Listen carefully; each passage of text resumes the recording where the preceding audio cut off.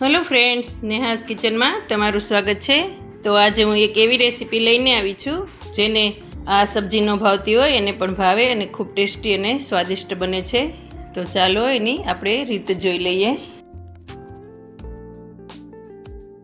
તો અહીંયા મેં એક નાની કઢાઈ લીધી છે, એમાં 2 પાવડા તેલ ઉમેરવાનું છે અને 8 થી 10 લસણની આખી કળી ઉમેરવાની છે। તમને થોડું વધારે ભાવતું હોય તો થોડું વધારે પણ આમાં ચાલે। અને એવી તો આવી ગુલાબી થવા દેવાની છે થોડી। અને પછી આપણે એમાં મેથી ઉમેરવાની છે। અહીંયા મેં મેથી વધારે અને થોડા એવા ધાણા લીધેલા છે, એને ઉમેરી દીધા છે સરસથી કાપી અને ધોઈને। પછી આપણે એમાં થોડું મીઠું ઉમેરીશું। તો આ સબ્જી બાળકોને ન ભાવતી હોય તો આવી સ્ટાઇલમાં બનાવીએ, ખૂબ પસંદ આવે છે। તો અહીંયા મારી મેથી ચડી ગઈ છે, તો હવે આપણે ગેસ બંધ કરી દઈશું। અને અહીંયા મેં દાળિયા, ખારી શીંગ અને તલ 3 વસ્તુ લીધી છે, 2 ચમચી। એને આપણે મિક્સરમાં પેસ્ટ બનાવી લેવાની છે પાણી ઉમેરીને। જેટલું આપણે જોઈએ એટલું પાણી ઉમેરવાનું છે। તો આવી ઘાટી આપણે પેસ્ટ બનાવવાની છે, થીક રાખવાની છે થોડી। અને જે બાઉલમાં મેં મેથી ચોળવી હતી એમાં પાછું આપણે તેલ લઈ લેવાનું છે। મેથી મેં અલગથી લઈ લીધેલી છે અને એમાં 2 પાવડા પાછું તેલ ઉમેરી અને જીરું ઉમેર્યું છે। જીરુંની ક્વોન્ટિટી આપણે થોડી વધારે રાખવાની છે। અને પછી એમાં હિંગ અને લસણ લીધેલું છે, ઝીણું ઝીણું કટ કરી લીધેલું છે અને આવી રીતે જ કટ કરવાનું છે।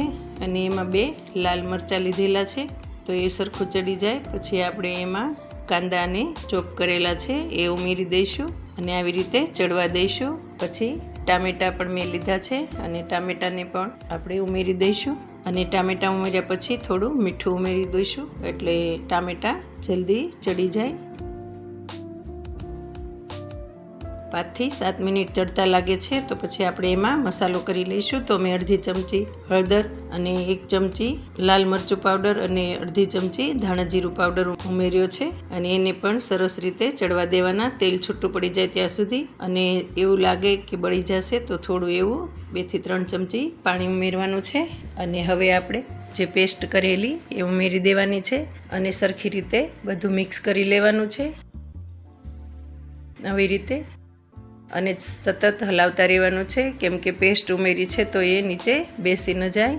અને મિક્સર જારમાં મેં થોડું પાણી ઉમેરી અને એ પાણી પણ આમાં ઉમેરી દીધું છે અને એક્સ્ટ્રા પાણી થોડું 3 થી 4 ચમચી જેટલું ઉમેર્યું છે। તો આ પેસ્ટને, આ ગ્રેવીને સરસથી ચડવા દેવાની છે આવી રીતે, તેલ છૂટું પડી જાય ત્યાં સુધી। પછી આપણે જે મેથી ને લસણ ચોળવેલા એ ઉમેરી દેવાના છે। તો આ શાક ખૂબ સરસ લાગે છે। જેને કોઈને મેથીની ભાજી કે ન ભાવતું હોય એના માટે આ ખૂબ બેસ્ટ છે। તો તમે એકવાર આવી રીતે જરૂરથી બનાવજો। અહીંયા સરસથી બધું મિક્સ થઈ ગયું છે, તમે જોઈ શકો છો। તો આવી રીતે થોડી વાર એને ચડવા દેવાનું છે, તેલ છૂટું પડી જાય ત્યાં સુધી।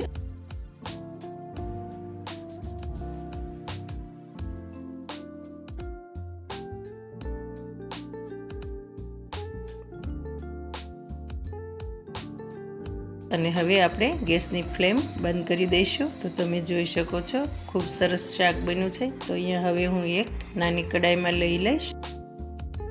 આની સાથે આપણે થેપલા છે, પરોઠા છે, નાન છે, ભાખરી છે, બધું જ ખાવામાં સરસ લાગે છે। પણ મેં અહીંયા રોટલી બનાવી છે, સાદી ને સિમ્પલ ડીશ બનાવી છે। તો આપણે હવે એને સર્વ કરીશું। તમે જોઈ શકો છો આવી રીતે આ સબ્જી ખૂબ સરસ અને ખૂબ ખાવામાં સ્વાદિષ્ટ બને છે।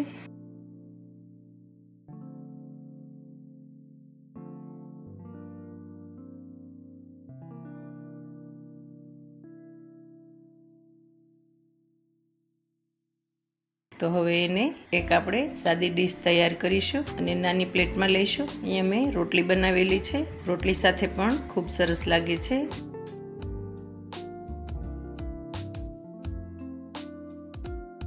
અને કાંદાની રાઉન્ડમાં સ્લાઈસ કરેલી છે અને છાશ છે મસાલાવાળી। તો આ શાક ખાવામાં ખૂબ સરસ અને ટેસ્ટી અને સ્વાદિષ્ટ છે, પંજાબી સ્ટાઇલમાં છે।